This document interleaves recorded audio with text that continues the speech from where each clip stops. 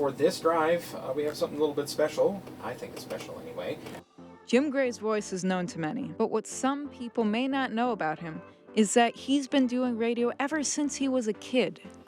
Well, I'd always been one to play with computers and electronics and stuff like that, and I'd taken apart many radios and always really enjoyed music. But looking at it as a career really hadn't crossed my mind until I was in I was in 7th grade, and I was on student council. And we hired in somebody to do our homecoming dance. The amount that we had to pay that person to drive up there to do that dance was ridiculous. And I kept going through my head of like, wow, that's a lot of money. And then I started doing some research and figured out how much it cost for the gear.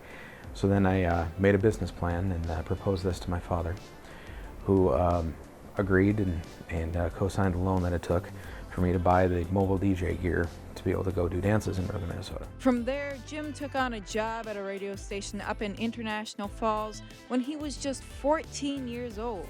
So by the time I had 18, I had my associate's degree. I had already graduated from high school. I had a full-time gig as program director of a commercial cluster, but I was always looking at what was the next step. So I went to the general manager and owner of the station and I said, so where would you look for your next person? If I were to leave here, where would you look to hire somebody from? The answer? St. Cloud State University. So Jim decided to travel down south in his quest for radio success. KVSC was a little bit nervous about me because I come out of the commercial radio world. And so there was actually some concern as to if I was kind of here to commercialize the place. And even with this concern when he first arrived, Jim ended up becoming KVSC's programming director his second year at SCSU. But he couldn't have gotten here without a little help. My parents, they put so much faith in me and my ability when I said, hey Dad, I need 10 grand because I want to buy the gear to go light up this mobile DJ business. And I kind of had a vague business plan on how this was going to work. And he did it.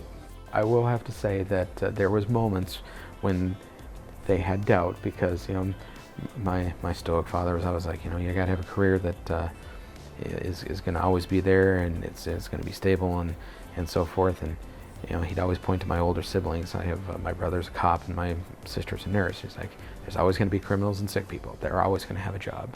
What are you doing? I'm a survivor and I've made it this far. And I'm going to continue to be able to sit here and do this fun job as long as they'll have me.